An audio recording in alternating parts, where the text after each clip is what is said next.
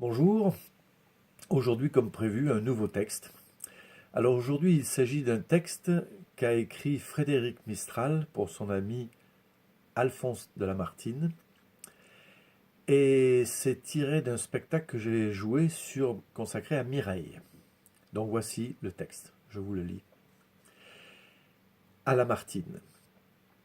Je te consacre Mireille. C'est mon cœur et mon âme, c'est la fleur de mes années, c'est un raisin de croc qu'avec toutes ses feuilles t'offre un paysan. Je chante une jeune fille de Provence, dans les amours de sa jeunesse, à travers l'accro vers la mer, dans les blés, humble écolier du grand Homère, je veux la suivre. Comme c'était seulement une fille de la glèbe, en dehors de l'accro, il s'en est peu parlé. Bien que son front ne resplendît que de jeunesse, bien qu'elle n'eût ni diadème d'or, ni manteau de Damas, je veux qu'en gloire elle soit élevée, comme une reine, et caressée par notre langue méprisée, car nous ne chantons que pour vous, ô pâtres et habitants des masses. Vincent n'avait pas encore 16 ans, mais tant de corps que de visage. Certes, c'était un beau gars et des mieux découplés, aux joues assez brunes, en vérité. Mais terre noirâtre, toujours apporte bon froment, et sort des raisins noirs un vin qui fait danser.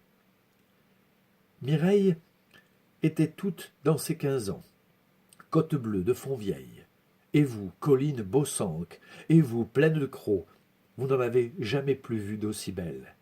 Le gai soleil l'avait éclose. Et frais, ingénu, son visage à fleur de joue avait 2 fossettes. Et son regard était une rosée qui dissipait toute douleur. Des étoiles moins doux et le rayon est moins pur.